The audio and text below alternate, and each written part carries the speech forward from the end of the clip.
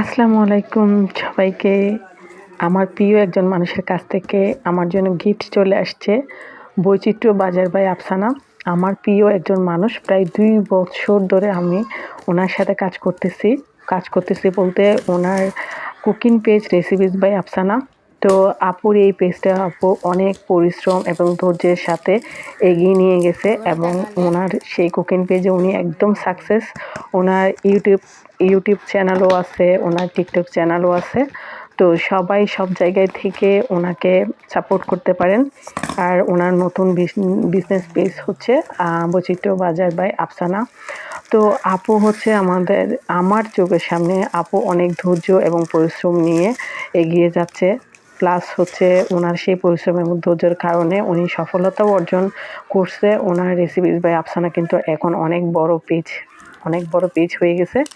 Plus হচ্ছে এখন ওনার একটা বিজনেস পেজ বৈচিত্র্য বাজার বাই আফসানা। তো সবাই আশা করি এই ভেজাল মুক্ত পরিবেশে একেবারে অথেন্টিক প্রোডাক্ট পেতে আপুর পেজটা ফলো করবেন এবং আপুকে সামনের দিকে এগিয়ে যাওয়ার জন্য সবার সহযোগিতা কামনা করছি। তো আপুর আসলে রেসিপিস বাই আফসানা পেজে গেলেই কিন্তু আপু কীভাবে অথেন্টিকভাবে নিজে দাঁড়িয়ে থেকে গুড়গুলো তৈরি করে, নলেন গুড় আর হচ্ছে আরেকটা হচ্ছে পাটালি গুড়। আসলে আমি গুড়গুলোর নাম জানি না, আপুর থেকেই শুনছি। তো যাই হোক, এই ভেজাল মুক্ত একেবারে প্রোডাক্ট আপনারা আপুর কাছ থেকে পাবেন। আমি তো এখানে অনেক গুড় কিনছি, আমার একেবারে কোনো সেই গুড়ের মধ্যে কোনো একটা মানে যে খেজুরের রসের একটা ফ্লেভার সেটা কিন্তু পাইনি। কিন্তু ট্রাস্ট মি, আপনারা হয়তো বা চেক না করলে আপনারা বুঝতে পারবেন না যে কতটা অথেন্টিক। মানে হচ্ছে একেবারে খেজুরের রসের একটা সুঘ্রাণ।